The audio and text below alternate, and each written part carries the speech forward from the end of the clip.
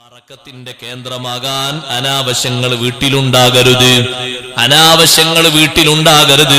എപ്പോഴും എല്ലാവരും ശ്രദ്ധിക്കണം. മലക്കുകൾ വന്നു പോകാൻ പാകപ്പെട്ട വീടാകണം. മലക്കുകൾ വന്നു പോകാൻ പാകപ്പെട്ട വീടാകണം. കണ്ടില്ലേ, നിങ്ങൾ ഏറ്റവും വലിയ ഭവനം ഹബീബ് സല്ലല്ലാഹു അലൈഹി വസല്ലം തങ്ങളുടെ ഭവനമല്ലേ? ആ വീട്ടിലേക്ക് ജിബ്രീൽ അലൈഹിസ്സലാം വന്നു. സലാം പറഞ്ഞു, പെട്ടെന്ന് അങ്ങ് മടങ്ങിപ്പോയി, ഉള്ളിലേക്ക് കയറിയിരുന്നില്ല. പിന്നെ വന്നപ്പോൾ ചോദിച്ചു, ലിമ സല്ലംത സുമ്മ റജഅത, അല്ല ജിബ്രീലേ, എന്തേ നിങ്ങൾ സലാം പറഞ്ഞു പിന്നങ്ങ് മടങ്ങിപ്പോയത്? ജിബ്രീൽ അലൈഹിസ്സലാം പറഞ്ഞു, നബിയേ, ഇന്നി ലാ അദ്ഖുലു ബൈതൻ ഫീഹി സൂറ, ഞാനൊരു വീട്ടിൽ പ്രവേശിക്കാറില്ല, ആ വീട്ടിൽ സൂറത്തുൻ, ജീവനുള്ള ജീവിയുടെ ഫോട്ടോയുണ്ട്, രൂപകൽപ്പന ചെയ്തു വെച്ചതുണ്ട്. അത് തുണിയിലാണെങ്കിലും ശരി, ഫ്ലക്സിലാണെങ്കിലും ശരി, വേറെ എന്തിലാണെങ്കിലും ശരി, സൂക്ഷിക്കേണ്ടതാണ്. വലാ കൽബുൻ, നായയുള്ള വീട്ടിലേക്കും, പുറത്ത് കാവലിന് വെച്ച നായുള്ള വീടല്ല, വീട്ടിന്റെ ഉള്ളിൽ നായയുണ്ട്, അങ്ങനത്തെ വീടാണ്. കാവലിന് പുറത്ത് നായ വളർത്തുന്നതിന് തകരാറും ഇല്ല, അത് കാവലിന് വേണ്ടിയും മറ്റൊക്കെ വളർത്താം. വീട്ടിന്റെ ഉള്ളിൽ നായയുണ്ട്, ആ വീട്ടിലേക്കും ഞാൻ പ്രവേശിക്കൂല. വലാ ബൗൽ, മൂത്രണ്ട്, നജസുണ്ട്. കുട്ടികൾ മൂത്ര വെച്ചാൽ നല്ല തണുപ്പല്ല, അവിടെ കിടന്നോട്ടെ, സുബൈക്ക് നന്നാക്കാം പറ്റൂല. ഇപ്പൊ ഈ നട്ടപ്പാതിരാക്കൊക്കെ മൂത്ര വെച്ച് ഇങ്ങനെ നന്നാക്കി തിരിക്കും. അതല്ലേ പറഞ്ഞത്, അതാണ് ശരിക്കുള്ള മാതൃക എന്ന് പറഞ്ഞത്. ഒരു കുട്ടി രാത്രി 10 പ്രാവശ്യം മൂത്ര വെച്ചാൽ 10 പ്രാവശ്യത്തിന് കഴുകണം. 10 പ്രാവശ്യം ആ ഡ്രസ്സ് ചേഞ്ച് ചെയ്ത് മാറ്റണം. അത് വെച്ചിരിക്കുന്ന ആ കൊട്ട വീട്ടിന്റെ ഡൈനിങ് ഹാളിലല്ല വെക്കേണ്ടത്, കോണിക്കൂട്ടിലും അല്ല വെക്കേണ്ടത്, അത് അപ്പുറത്തുള്ള ടോയ്ലറ്റിലാണ് വെക്കേണ്ടത്. അത് നേരെ കട്ടിലിന്റെ ചോട്ടിൽ തന്നെ വെക്കും. എന്നിട്ട് ഈ മൂത്രമൊഴിച്ച ബെഡിന്റെ നടുവിൽ നമ്മൾ അപ്പുറത്ത് വേറൊരാൾ, ഇപ്പുറത്ത് വേറൊരാളും കിടക്കുക. അതിനൊക്കെ മൂത്രമുള്ള വീട്ടിലേക്ക് കിടക്കൂല. അത് സ്വഹീഹായ ഹദീസാണ്, സ്വഹീഹുൽ ബുഖാരിയിലെ ഹദീസാണ് ഞാൻ നിങ്ങൾക്ക് ഈ ഓതി തരുന്നത്. ജിബ്രീൽ അലൈഹിസ്സലാം പറഞ്ഞതാണ്. 3 വിഷയങ്ങളാണ് ഇതിൽ എണ്ണി പറഞ്ഞ. വേറെ ചില ഹദീസുകളൊക്കെ വേറെയും വിഷയങ്ങളുണ്ട്. 3 വിഷയങ്ങൾ എണ്ണി പറഞ്ഞെടുത്ത് 3ാമത്തെ കണ്ടില്ലേ നിങ്ങൾ, വലാ ബൗലുൻ, നജസിൽ നിന്ന് വീട് മുക്തമാകണം മലക്കുകൾ ഇറങ്ങി വരണമെങ്കിൽ. ഇത് വീട്ടിന്റെ ഉള്ളിലും വീട്ടിന്റെ എല്ലാ ഭാഗത്തും നേസ് മാറുന്നില്ല. അതെന്താ മാറാത്തത്? ഒരു കുട്ടി മൂത്രമൊഴിച്ചാൽ എങ്ങനെ വൃത്തിയാക്ക? നന്നായി പഠിക്കണത്. നജസിൽ നിന്ന് വൃത്തിയായിട്ടില്ലെങ്കിൽ ഒരു നിസ്കാരം ശരിയാകൂല. ആണിന്റെയും ശരിയാവില്ല, പെണ്ണിന്റെയും. പിന്നല്ലേ മലക്കുകൾ വരല്, അവനാന്റെ നിസ്കാരം തന്നെ ശരിയാവില്ല. മലക്കുകൾ വരെ കിടക്കട്ടെ, ഈ ഫർലെങ്കിലൊന്നും ശരിയാകണ്ടേ. ഒരു കുട്ടി മൂത്രമൊഴിച്ചു, എങ്ങനെ വൃത്തിയാക്കണം? സുബ്ഹാനല്ലാഹ്, മുമ്പ് ഞാനൊരു വീട്ടിലേക്ക് പോയി. എന്നെ അസറിന്റെ ചായക്ക് വിളിച്ചതാണ്. പോയത് വലിയ അനുഗ്രഹം പിന്നീട് മനസ്സിലായി. ഞാൻ ചെന്നപ്പോ ആ വീട്ടിന്റെ ഉമ്മ ആ വീട്ടിന്റെ വരാന്തയിൽ, ഓല വരാന്തയാണല്ലോ, ഇരിക്കുന്ന ധാരാറൊന്നുമില്ല, ഓല വരാന്തി പിന്നെ ഓരോ നമ്മളിരിക്കൂലല്ലോ. അപ്പൊ ഞാൻ അങ്ങോട്ട് വരുന്ന കണ്ടപ്പോ പെട്ടെന്ന് ഈ കുട്ടിനെ എടുത്ത് അങ്ങോട്ട് ഉള്ളിലേക്ക് പോയി. പോകുന്ന പോക്കിൽ കുട്ടി മൂത്രമൊഴിച്ചു. കുട്ടി മൂത്രമൊഴിച്ചപ്പോ ഈ വരാന്ത മുതൽ ഡൈനിങ് ഹാൾ മുതൽ അടുക്കള വരെ റോക്കറ്റ് പോയതുപോലെ മൂത്രം ഇങ്ങനെ വരിയായിട്ട്. ഞാൻ പിന്നെ കാണുന്ന കാഴ്ച എന്താണെന്നറിയോ? ഒരു കഷ്ണം തുണിയും കൊണ്ടുവന്നിട്ട് ഈ സഹോദരിയുണ്ട് അപ്പച്ചട്ടിയിൽ എണ്ണ തേക്കും പോലെ അങ്ങനെ തേക്കുന്നു. അങ്ങനെ തേച്ചാൽ എന്തായി? നേരത്തെ നജസാകാത്ത ഇടത്തുക്കും ഇപ്പോ നജസായി. കാറ്റ് തട്ടി പെട്ടെന്ന് ഉണങ്ങല്ലേ? മാർബിൾ അല്ലേ, മുസൈക്കല്ലേ, ടൈലല്ലേ, പിന്നൊന്നും കാണാനല്ലോ. പിന്നെന്താ കാണാനല്ലത്? അവിടെ ഹുക്കുമിൽ നജസുണ്ട്. ഹുക്കുമിയായ നജസ് എന്ന് പറഞ്ഞ നജസ്, അവിടെ നജസ് നീങ്ങിയിട്ടില്ല. നജസ് നീങ്ങണമെങ്കിൽ എന്തു ചെയ്യണം? മൂത്രത്തെക്കാൾ അധികം വെള്ളം ഒഴിച്ച് ഒന്നുകിൽ അത് വടിച്ചു കളയോ തുടച്ചു കളയുകയോ ചെയ്യണം. ആദ്യം മൂത്രം തുടച്ച അതേ കഷ്ടം വൃത്തിയാകാതെ വീണ്ടും ഈ വെള്ളത്തിലാക്കി ഇങ്ങനെ കലക്കി തുടച്ചാൽ എല്ലാ ഭാഗത്തേക്കും സപ്ലൈ ചെയ്യലായി. അങ്ങനെയാകരുത്, നല്ലോണം ശ്രദ്ധിക്കണത്. നമ്മള് വീട്ടിൽ പെങ്ങന്മാര് വന്ന കാര്യമായിട്ട് ശ്രദ്ധിക്കുന്ന ഒരു പണി അതാണ്. കുട്ടികളെ ചെറുക്ക് നോക്കുന്നതിനേക്കാളും നല്ലത് ഒരു മൂത്രം വെച്ചത് എങ്ങനെ വൃത്തിയാക്കുന്നുണ്ട്. കാരണം നിസ്കരിക്കേണ്ട വീടാ, ഖുർആൻ ഓതേണ്ട വീടാ, മലക്കുകൾ ഇറങ്ങേണ്ട വീടാണ്. മൂത്രമുള്ള വീട്ടിലേക്ക് മലക്കുകൾ ഇറങ്ങൂല എന്ന് സയ്യിദുനാ റസൂലുള്ളാഹി സ്വല്ലല്ലാഹു അലൈഹി വസല്ലം തങ്ങളോട് പറയുന്നത് ആരാണ്? ജിബ്രീൽ അലൈഹിസ്സലാമാണ്. എന്തേ മുത്തുനബി തങ്ങളെ വീട്ടിൽ വന്ന് സലാം പറഞ്ഞ് മടങ്ങിപ്പോകാൻ കാരണം? വദാലിക അന്ന ജർവൻ അൽ ഹുസൈനി അവിൽ ഹസനി റളിയല്ലാഹു അൻഹുമാ കാന ഫിൽ ബൈതി. ഹസൻ ഹുസൈൻ റളിയല്ലാഹു അൻഹുമ കളിപ്പിക്കുന്ന ചെറിയൊരു പട്ടിക്കുട്ടിയുണ്ടായിരുന്നു. അവരതിനെങ്ങനെ ഓട്ടിക്കളിപ്പിക്കും, മടിയിരുത്തി കളിപ്പിക്കുന്നല്ല.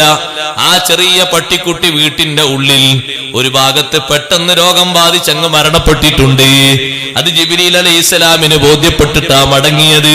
പിന്നീട് നബി തങ്ങൾക്കത് തിരിഞ്ഞു. എങ്ങനെ? അവിടത്തെ വേലക്കാരിയായ ഒരു പെണ്ണ് വീട് അടിച്ച് വൃത്തിയാക്കുമ്പോ ഈ മണമൊന്നും വരാത്ത ചെറിയ പട്ടിക്കുട്ടിയുടെ ശരീരം കണ്ടു. ഇത് വീട്ടിന്റെ ഉള്ളിലേക്ക് ആരാ കയറ്റിയത് എന്ന് ചോദിച്ചു. അത് ഈ കുട്ടികൾ അങ്ങോട്ടും ഇങ്ങോട്ടും ആട്ടിക്കളിക്കുമ്പോ വീട്ടിന്റെ ഉള്ളിൽ അറിയാതെ കയറിപ്പോയതാണ് എന്നും പറഞ്ഞു. കണ്ടില്ലേ നിങ്ങൾ, വീടിന് നല്ല പരിശുദ്ധി വേണം, നല്ല സംശുദ്ധി വേണം.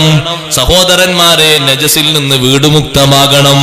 പറഞ്ഞ വിഷയങ്ങൾ ആരും മറക്കരുത്. നജസിൽ നിന്ന് വീട് മുക്തമാകണം, മൂത്രത്തിൽ നിന്ന് മുക്തമാകണം. ഉമ്മയും ഉപ്പയും ഒരുമിച്ച് കിടക്കുന്ന ആ വീട്ടിന്റെ ഉള്ളില് അതേ വൃത്തിയില്ലെങ്കിൽ പിന്നെ ശൈത്താനിയത്തിന്റെ ഷർറാണ് അവിടെ കൂടുതലുള്ളത്. പിന്നെ കുട്ടിക്ക് അപസ്മാര രോഗം, മാനസിക രോഗം പിടിപ്പെടുന്നതിന് പറഞ്ഞിട്ട് കാര്യമില്ല. നജസിൽ നിന്ന് വൃത്തിയാക്കി കിടത്തണം. എപ്പോഴും തൊട്ടിലിൽ മൂത്രമൊഴിച്ചാൽ ആ തൊട്ടിൽ അങ്ങനെ കിടത്തി ഉറക്കരുത്. അതേ തൊട്ടിൽ മാറ്റിക്കൊടുക്കണം. ഒരു തൊട്ടിലായി മാത്രം നിന്നാൽ തല അങ്ങോട്ടും ഇങ്ങോട്ടും പിടിച്ചു മാറ്റേണ്ടി വരും. വേറെയും ഒരു തൊട്ടിൽ എക്സ്ട്രാ ആയി നിൽക്കണം. പഴയ തുണിയൊക്കെ തൊട്ടിലാക്കാൻ പറ്റും, അതിന് പുതിയത് തന്നെ വാങ്ങിക്കൊള്ളുന്നില്ല. അങ്ങനെ താൽക്കാലിക തൊട്ടിലും മറ്റും കെട്ടിയിട്ട് ശുദ്ധി അവിടെ ഉണ്ടാകണം, നജസിൽ നിന്ന് മുക്തമാകണം. രൂപങ്ങളും നന്നായി ശ്രദ്ധിക്കേണ്ടതുണ്ട്. ബാപ്പയുടെ ഫോട്ടോയുണ്ട്, ഉമ്മയുടെ ഫോട്ടോയുണ്ട്, പെട്ടിക്കകത്ത് വെച്ചോ. പ്രദർശനത്തിന് വേണ്ടി ആരും തൂക്കിയിടേണ്ടതില്ല. കൂട്ടുകാരന്റെ കൂടെ ഹറമിൽ നിന്നെടുത്ത ഫോട്ടോയാണ്. ഹജറുൽ അസ്വദ് മുത്തുന്ന ഫോട്ടോ. ഇപ്പൊ ഫോട്ടോ എടുക്കാനല്ലേ അവിടേക്കൊക്കെ പോകുന്നത് പലരും. അവിടെ നിന്നെടുത്ത ഫോട്ടോയാണ്. കൊണ്ടുവന്ന് ഇവിടെ തൂക്കിയിടേണ്ട ആവശ്യമില്ല. 16ാമത്തെ വയസ്സിൽ അതേ SSLC പാസ്സായപ്പോ കൂട്ടുകാരുടെ കൂടെ ഒരുമിച്ചെടുത്ത ഫോട്ടോ ആണ്. പിന്നീടും നിനക്ക് കാണാം. പെട്ടിന്റെ ഉള്ളിലേക്ക് വെച്ചോ, പ്രദർശിപ്പിക്കേണ്ടതില്ല. അതും ശ്രദ്ധിക്കേണ്ട, സൂക്ഷിക്കേണ്ട മാർഗമാണ്. മലക്കുകൾ വരണമെങ്കിൽ നല്ല പരിശുദ്ധി വേണം. മലക്കുകൾ വരാൻ പറ്റുന്ന ഭവനങ്ങളാകണം നമ്മുടെ വീട്. അതാ ബറക്കത്തിന്റെ കേന്ദ്രങ്ങൾ എന്ന് പറഞ്ഞത്. അതിന് നല്ല പരിശുദ്ധി വീട്ടിന് വേണം. കൂട്ടത്തിൽ പറയട്ടെ, അനാവശ്യമായ രംഗങ്ങൾ കേൾക്കുന്ന കാണുന്ന ഒറ്റ വീട്ടിലേക്കും മലക്കുകൾ വരൂല. നിങ്ങൾ ആലോചിച്ച് നോക്കൂ, ചെറിയ കറാഹത്ത് പോലും ചെയ്തുകൊണ്ട് ജീവിക്കുന്ന ആളാണെങ്കിൽ മലക്കുകളെ സുഹബത്ത് കുറഞ്ഞു പോകും. സഹീഹുൽ ബുഖാരിയിലൊക്കെ ഹദീസ് റിപ്പോർട്ട് ചെയ്ത വലിയ മഹാനാണ് ഇമ്രാൻ ഇബ്നു ഹുസൈൻ റളിയല്ലാഹു അൻഹു. വലിയ മഹാനാണ്, വലിയ സ്വഹാബിയാണ്. ആ സ്വഹാബിക്ക് ശരീരത്തിൽ മുഴുവനും രോഗം വന്നു. ഇമാം സുയൂത്തി തങ്ങൾ രേഖപ്പെടുത്തിയത് കാണാം. വീട്ടിന്റെ പുറത്ത് ഒരു പാത്തി കെട്ടി, ആ പാത്തിയിലാണ് മഹാനവറുകൾ കിടക്കുന്നത്. പാത്തി എന്ന് പറഞ്ഞാൽ മനസ്സിലായോ?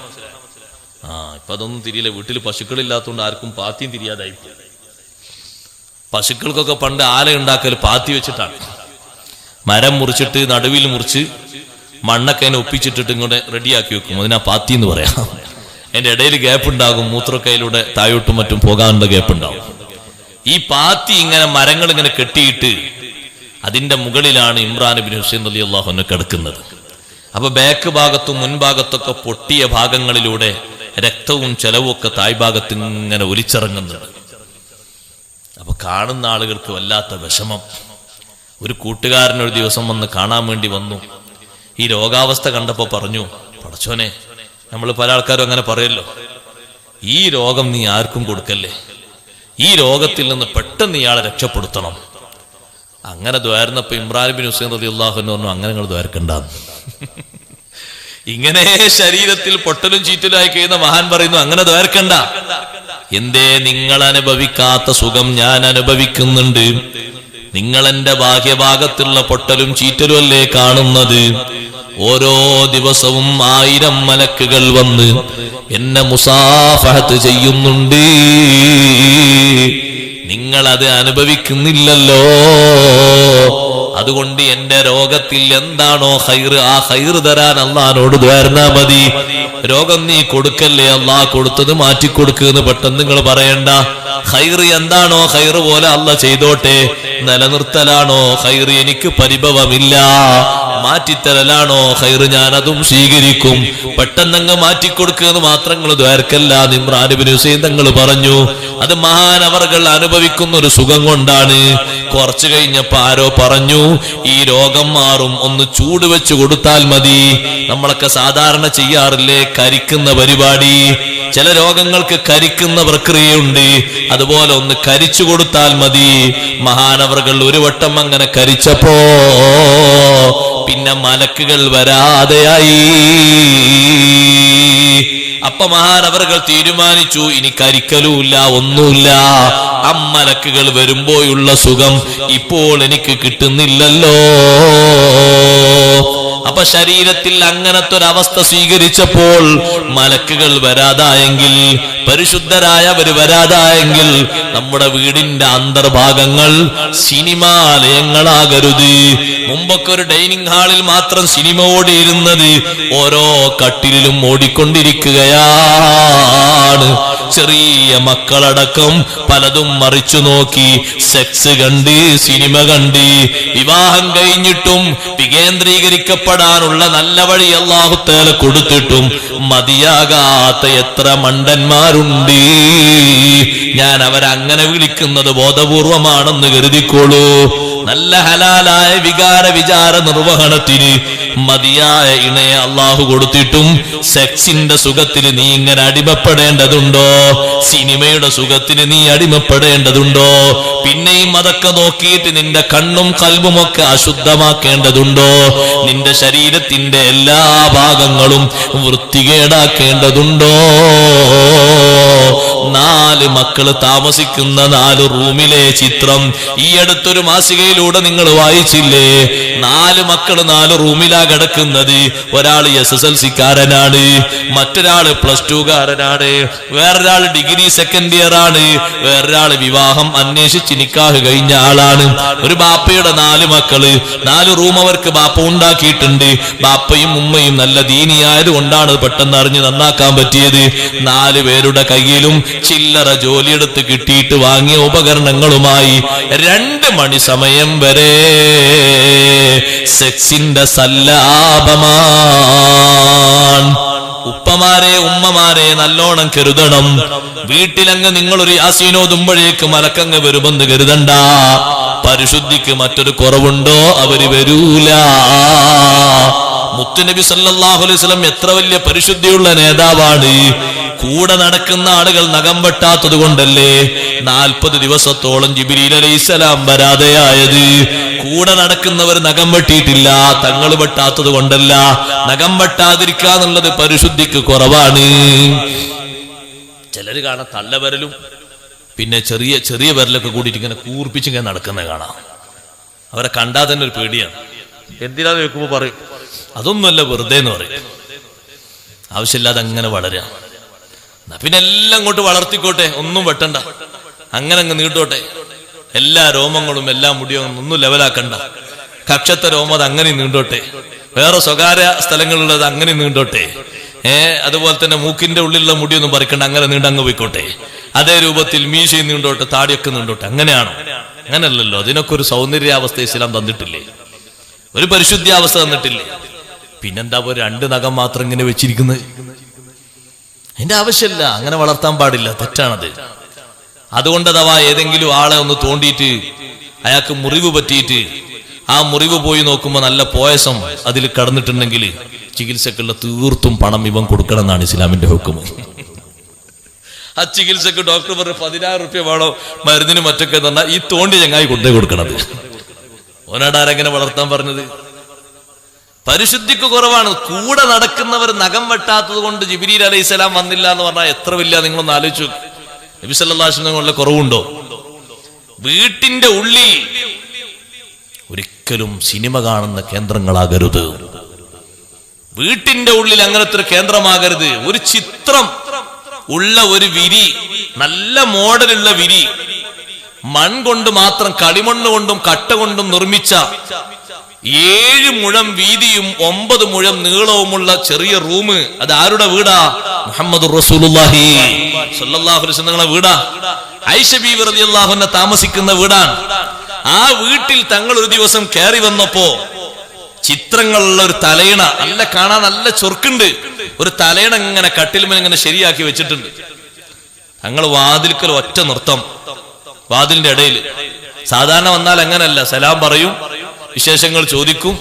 ആയിഷ ബീവി എന്ത് പണിയിലാ നോക്കും, എന്തേലും പണി അപ്പുറത്ത് ചെയ്യാനുണ്ടെങ്കിൽ ഡ്രസ്സ് മാറ്റി ചേഞ്ച് ചെയ്ത് വേറെ ഡ്രസ്സ് എടുത്ത് ആൾക്കാരൊന്നും വന്നിട്ട് അവിടെ നേരത്തെ കാത്തിരിപ്പില്ലെങ്കിൽ ആയിഷ ബീവി റളിയല്ലാഹു കൂടെ കൂടിക്കൊടുക്കും.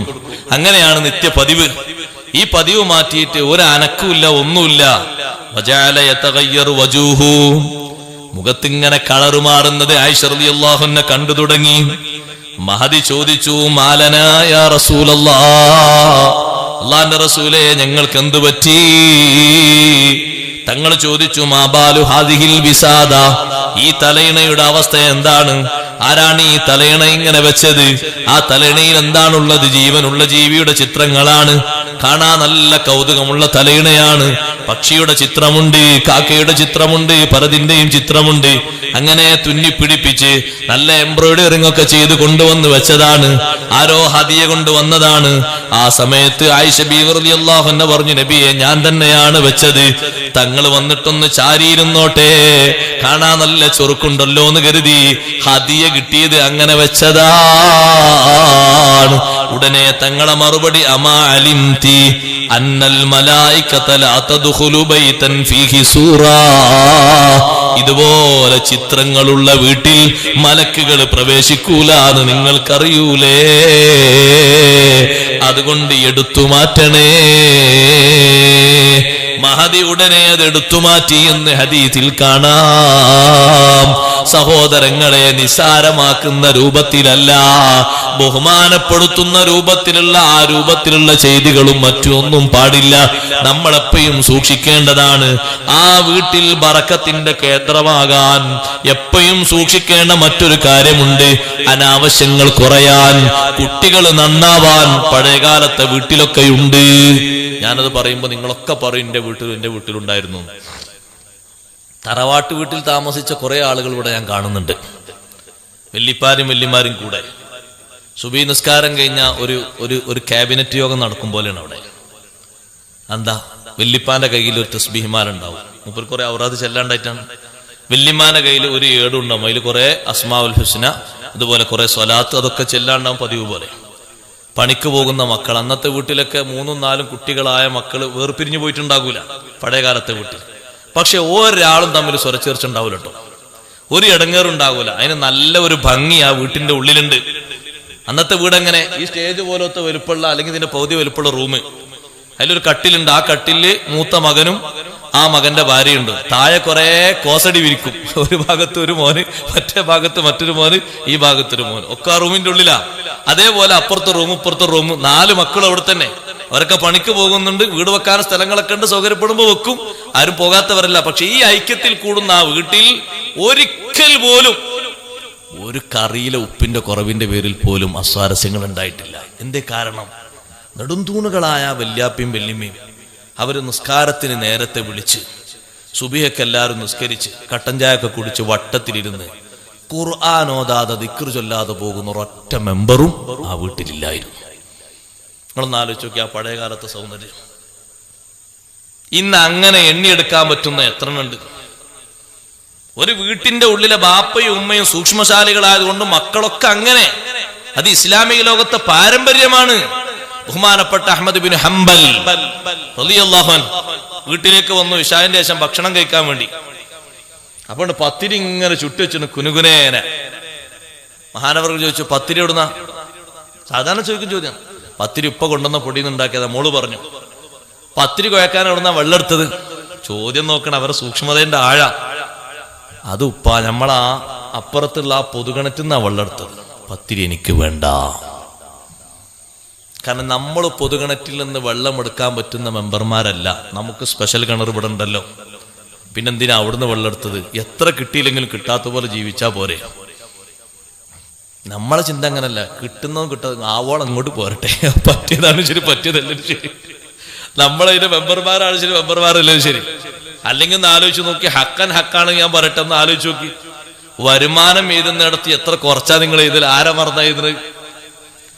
അള്ള തന്ന വരുമാനം കണക്കാക്കി എഴുതാൻ ധൈര്യമുള്ളവർ ആരവിടെ? ഹക്കാകും അത്? അല്ല, ഹക്കാകും നിങ്ങൾ പറയാ, ഉസ്താദ്മാര് പറയുകയാണെങ്കിൽ നമ്മൾ ഓക്കെ. 30,000 വരുമാനം കിട്ടുന്ന ഒരാൾ 300 നേടിയ ഹക്കാവോ? എങ്ങനെ ഹക്കാകല്? എങ്ങനെ സഹോദരന്മാരത് ശരിയാകല്?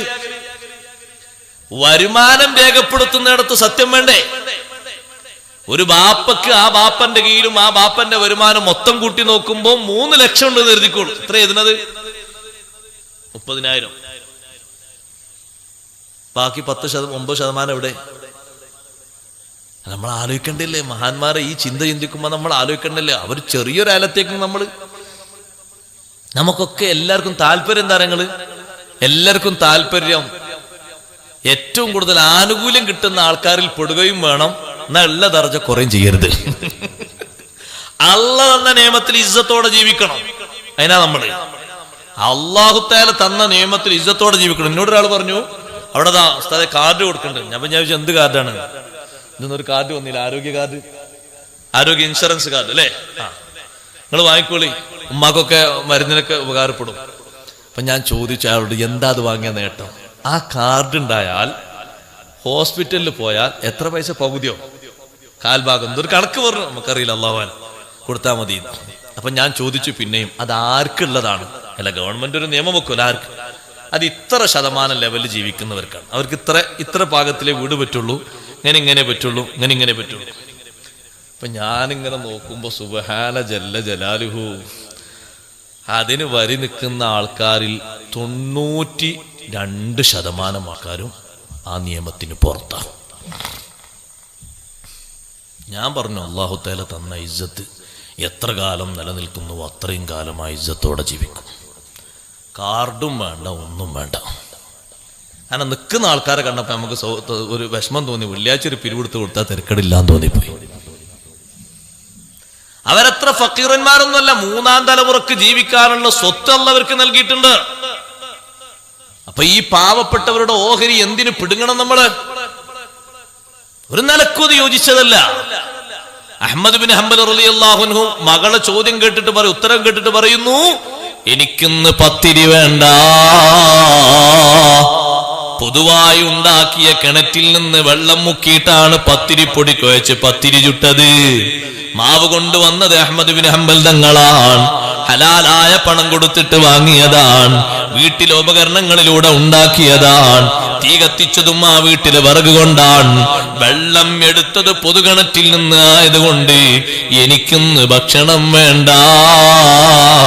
ഉമ്മ പറയുന്നു എനിക്കും വേണ്ട, മക്കള് പറയുന്നു ഞങ്ങൾക്കും വേണ്ട. നിങ്ങൾ നോക്ക് സൂക്ഷ്മത. ആ ബാപ്പാന്റെ ഉമ്മാന്റെ അതേ ലെവലില് ആർക്കും വേണ്ട. അന്ന് രാത്രി എല്ലാവരും വെള്ളം കാരക്കയും കുടിച്ച് രാത്രി അങ്ങ് മുതലാക്കി. പിറ്റേന്ന് ളുഹർ നിസ്കാരം കഴിഞ്ഞ് അഹ്മദ് ബിൻ ഹംബൽ തങ്ങൾ വീട്ടിലേക്ക് വന്നപ്പോ ഈ പത്തിരി ഒന്നും ചട്ടി കാണുന്നില്ല. ചോദിച്ചു, പത്തിരി എവിടെ? അപ്പൊ മകള് പറഞ്ഞു, ഇവിടെ കുറച്ച് സാധുക്കളായ യാചകന്മാര് വന്നിരുന്നു, ഒക്കെ കൂടി അവർക്കൻ കൊടുത്തു. അഹ്മദ് ബിൻ ഹംബൽ തങ്ങൾ, മഅദല്ലാഹ്, നമ്മൾ ഭക്ഷിക്കാൻ പറ്റാത്തത് ആരാക്ക് ഭക്ഷണമായി കൊടുത്തോ? നമ്മളത് ഭക്ഷിക്കാൻ പറ്റൂല എന്ന് കരുതിയിട്ടല്ലേ മാറ്റി നിർത്തിയത്? ഇത് വേറൊരാൾക്ക് വിട്ടുകൊടുത്തോ? അങ്ങനെയുണ്ട് ചില ആൾക്കാർ. അത് പറ്റൂല കേട്ടോ. ഏത് വീട്ടിൽ കോഴി ചത്തുപോയി, ഞമ്മ കൂട്ടാൻ പറ്റൂല, മറ്റാൾ വെച്ച് കൊടുത്താൽ മതി. പറ്റൂല, പറ്റൂലത്. ആ ഏർപ്പാട് പറ്റൂല, ശരീഅത്തിനെതിരാ. നമ്മോടുള്ള ഹുക്മ് അവരോടും കൽപ്പനയുണ്ട്. അറുത്തിട്ടല്ലേ നമ്മൾ ഭക്ഷിക്കേണ്ടത്, ആ അറുത്ത് തന്നെയാണ് നമ്മൾ അവർക്കും തീറ്റിക്കേണ്ടത്. അപ്പൊ നമ്മൾ അറക്കാൻ വേണ്ടി ഇങ്ങനെ പിടിച്ചു നോക്കുമ്പോഴേക്ക് സംഗതി പണിയായിപ്പോയി. അപ്പൊ അതിന് പിന്നെ ഹയാത്ത് മുസ്തഖിറ ഒന്നുമില്ല. അപ്പൊ പിന്നെ അത് അറുത്തിട്ടും കാര്യമില്ല, ഒന്നും കാര്യമില്ല, ഉപയോഗിക്കാനും പറ്റൂല. അതങ്ങ് പടഞ്ഞു തീർന്നുപോയി കൊടുക്കുമ്പോഴേക്ക്. അപ്പൊ ഒന്നഞ്ഞ അതിനെ കുഴിച്ചിടണ്ട, മറ്റേ കൊടുത്താൽ മതി. ആർക്ക് കൊടുക്കണ്? ആർക്കത് കൊടുക്കാൻ പറ്റും? ഒരൊറ്റ കുട്ടി കൊടുക്കാൻ പറ്റൂല, കുഴിച്ചിടണം അവിടെ. അങ്ങനെ ഉണ്ടോന്ന് മുമ്പ് ചെറുപ്പക്കാരെ കൂടിയിട്ട് പിന്നെ എന്തോ ഒരു കടിക്കണ ജീവിയാന്നിട്ട് അടിച്ച് ശരിയാക്കി നോക്കുമ്പോ പന്യ. അപ്പൊ അവരൊരു കുഴിച്ചിട്ട് മറ്റാക്ക് വിളിച്ചു കൊടുത്താൽ മതി, ഞമ്മക്ക് എന്തേലും വെള്ളത്തിനുള്ള പൈസ അയാൾ തന്നോടും. പറ്റൂല സഹോദരങ്ങളെ, ആർക്കും കൊടുക്കാൻ പറ്റൂല. നമ്മളോടുള്ള വിശുദ്ധമായ കൽപ്പന കൊണ്ട് അവരോട് കൽപ്പനയുണ്ട്. അത് നമ്മൾ കൊടുക്കുമ്പോൾ പാലിക്കേണ്ടതാണ്. അഹ്മദ് ബിൻ ഹംബൽ തങ്ങൾ പത്തിരിയൊക്കെ യാചകന്മാർക്ക് കൊടുത്തു എന്ന് പറഞ്ഞപ്പോ മഹാനവറുകൾ അൽഹംദുലില്ലാഹ് എന്ന് പറഞ്ഞ് വീട്ടിലിരിക്കല്ല, പുറത്തിറങ്ങിപ്പോയി അവരെ അന്വേഷിച്ചു പോവുകയാണ്. സൂക്ഷ്മതയുടെ പാഠം പഠിക്കണം നമ്മൾ. ബാപ്പ ഉമ്മമാരുടെ ആത്മീയമായ പുരോഗതി കൊണ്ട് ആ വീട്ടിൽ വളരുന്ന ജനിക്കുന്ന പേരമക്കൾക്കടക്കം എല്ലാവർക്കും പരിശുദ്ധിയാണ്. പഴയകാലത്ത് അങ്ങനെ ഒരു സാഹചര്യം ഉണ്ടായിരുന്നു. ഇന്നും അത് നിലനിൽക്കുന്ന ഒറ്റപ്പെട്ട ഭവനങ്ങളൊക്കെയുണ്ട്. അള്ളാഹു നമ്മുടെ വീടുകൾ അത്തരത്തിൽ കേന്ദ്രങ്ങളാക്കി മാറ്റിത്തരട്ടെ. സുബ്ഹി നിസ്കാരം കഴിഞ്ഞ് പള്ളിയിൽ നിന്ന് പോകുന്ന ഉപ്പ പള്ളിയിൽ ഖുർആൻ ഓതാൻ നിൽക്കാതെ വീട്ടിലേക്ക് പോവുകയാണ്. മക്കളെ കൂടെ പെൺമക്കളുണ്ട്, ആൺമക്കളുണ്ട്. എല്ലാവരും ഒരു മേശക്ക് ചുറ്റുമിരുന്ന് ഖുർആൻ ഓതുകയാണ്. 10 മിനിറ്റ് ആണെങ്കിൽ ആ 10 മിനിറ്റ് ആ വീട്ടിലെ ബറക്കത്ത് ചെറുതല്ല. എത്ര കണ്ട് ഓതുന്നുവോ അത്ര കണ്ട് ബറക്കത്തുണ്ട്. അഹ്മദ് ബിൻ ഹംബൽ തങ്ങൾ തെരഞ്ഞു പോവുകയാണ്. ഒരു ഭാഗത്ത് യാചകന്മാർ ഇങ്ങനെ കൂടി നിൽക്കുന്നുണ്ട്. അവരാണെന്ന് തോന്നി. അവരോട് ചോദിച്ചു, നിങ്ങൾ എന്റെ വീട്ടിൽ പോയിരുന്നോ? അവര് പറഞ്ഞു, അതെ ഉസ്താദെ, നിങ്ങളുടെ വീട്ടിൽ പോയിരുന്നു. നിങ്ങൾക്ക് അവിടുന്ന് വല്ലതും കിട്ടിയോ? പത്തിരി കിട്ടിയിട്ടുണ്ട്. മുഴുവനും കിട്ടിയോ? മുഴുവനും കിട്ടിയിട്ടുണ്ട്. നിങ്ങൾ അതെന്ത് ചെയ്തു? അപ്പൊ അവരെ കൂട്ടത്തിൽ ഒരാൾ പറഞ്ഞു, തലവന ഒരാൾ പറഞ്ഞു, ഇത്രയധികം പത്തിരി കിട്ടിയപ്പോ ഞങ്ങളെ കൂട്ടത്തിൽ ഒരാൾ പറഞ്ഞു, നമ്മൾ നേരത്തെ ഈ വീട്ടിൽ വന്നിട്ടുണ്ടല്ലോ. ഉണ്ട്. അന്നൊക്കെ എത്ര കിട്ടിയത്? ഭക്ഷണം കഴിച്ച് 2 or 3 പത്തിരി ബാക്കി ഉണ്ടാവും. അത്രല്ലേ കിട്ടിയിട്ടുള്ളൂ. ഇത്രത്തോളം പത്തിരി ഈ വീട്ടിൽ നിന്ന് നമുക്ക് തന്നപ്പോ അവർക്ക് തിന്നാൻ പറ്റാത്ത എന്തോ ഒരു സാഹചര്യം വന്നിട്ടുണ്ട്, അതുകൊണ്ട് തന്നതായിരിക്കും മനസ്സിലാക്കി. ഞങ്ങൾ ആരും തിന്നീല. അൽഹംദുലില്ലാഹ്. മഹാനവറുകൾ ഉറക്കെ പറഞ്ഞു, അൽഹംദുലില്ലാഹ്, അല്ലാഹ് എന്നെ രക്ഷപ്പെടുത്തി. ഞങ്ങൾ ഭക്ഷിക്കാതെ വെച്ച സൂക്ഷ്മത നിങ്ങൾ നോക്കി. യാചകന്മാരിലേക്ക് വരെ സൂക്ഷ്മതയായി മാറിയില്ലേ? എത്ര വലിയ സൂക്ഷ്മതയുടെ തെളിവാണത്. ബാപ്പയും ഉമ്മയും ഉത്കൃഷ്ടരാണെങ്കിൽ, അവരാത്മീയമായ ഉത്കർഷത്തിൽ ജീവിക്കുന്നവരാണെങ്കിൽ സംശയലേശമെന്നേ പറയാം, മക്കളും അതേ താവഴിയിലാണ്. അതിന്റെ പേരമക്കളും അതേ താവഴിയിലാണ്. അഹ്മദ് ബിൻ ഹംബൽ തങ്ങൾ വീണ്ടും ചോദിച്ചു, പിന്നെ നിങ്ങൾ അതെന്ത് ചെയ്തു? അവര് പറഞ്ഞു, ആ കാണുന്ന ബഹറിലേക്ക് എറിഞ്ഞിട്ടുണ്ട്. മഹാനവറുകൾ വീട്ടിൽ ചെന്നിട്ട് പറയുകയാണ്, ഇന്നു മുതൽ ഈ വീട്ടിൽ ഇനി മത്സ്യം വരൂല. നമുക്ക് ഭക്ഷിക്കാൻ പറ്റാത്തവർ ഭക്ഷിച്ചില്ല എന്നുള്ളത് സന്തോഷമാണ്. പക്ഷേ അത് മത്സ്യത്തിനാണല്ലോ എറിഞ്ഞു കൊടുത്തത്, കൊണ്ടുവരുന്നത് അതാണെങ്കിലോ എന്ന സംശയത്തില് അന്നു മുതൽ അത് ഉപേക്ഷിച്ചു. ഞാൻ എന്റെ ഉമ്മമാരോട് പറയുന്നത്, ഉപ്പമാരോട് പറയുന്നത്, നിയമത്തിൽ നല്ല ഭദ്രതയുള്ളവരായി, ആത്മീയോത്കർഷത്തിൽ നല്ല ആവേശമുള്ളവരായി ജീവിക്കണം. വെറുതെ പറഞ്ഞതല്ല. സുബ്ഹി നിസ്കാരത്തിന് വാങ്ങി വിളിക്കുമ്പോ ഉമർ ഇബ്നുൽ ഖത്താബ് റളിയല്ലാഹു അൻഹുവിന്റെ ശൈലിയാണത്. ബാപ്പമാരെ, നിങ്ങൾ ചിന്തിക്കുന്നത് പോലെയല്ല. പലരും ചിന്തിക്കുന്നത് ഓന് 10ാം ക്ലാസ് വരെ പഠിച്ച ആളല്ലേ, ബോധം വെച്ചിട്ടുണ്ടല്ലോ, വാണെങ്കിൽ എണീറ്റോട്ടെ, നിസ്കരിച്ചോട്ടെ, ഞാൻ ഓന്റെ കബർക്കൂല്ല, ഓ ഇന്റെ കബർക്കൂല്ല, അതുകൊണ്ട് പ്രശ്നം തീരൂല. അവന് കല്യാണം കഴിച്ച് മക്കള് 2 ആയിട്ടില്ലേ, ഇനിയും ഞാൻ പറഞ്ഞു കൊടുക്കാൻ പോകാണോ? വേണമെങ്കിൽ നിസ്കരിച്ചോട്ടെ. അത് ശരിയായ മനോഭാവമല്ല. ഉമർ ഇബ്നുൽ ഖത്താബ് തങ്ങൾ സുബ്ഹി നിസ്കാരത്തിന് വാങ്ങി വിളിച്ചാൽ ഓരോ വീട്ടിന്റെ റൂമിന്റെ മുന്നിലും നിന്ന് ഓതുകയാണ്, വഅ്മുർ അഹ്ലക ബിസ്സലാത്തി വസ്തബിർ അലൈഹാ ലാ നസ്അലുക റിസ്ഖൻ നഹ്നു നർസുഖുക വൽ ആഖിബതു ലിത്തഖ്വാ.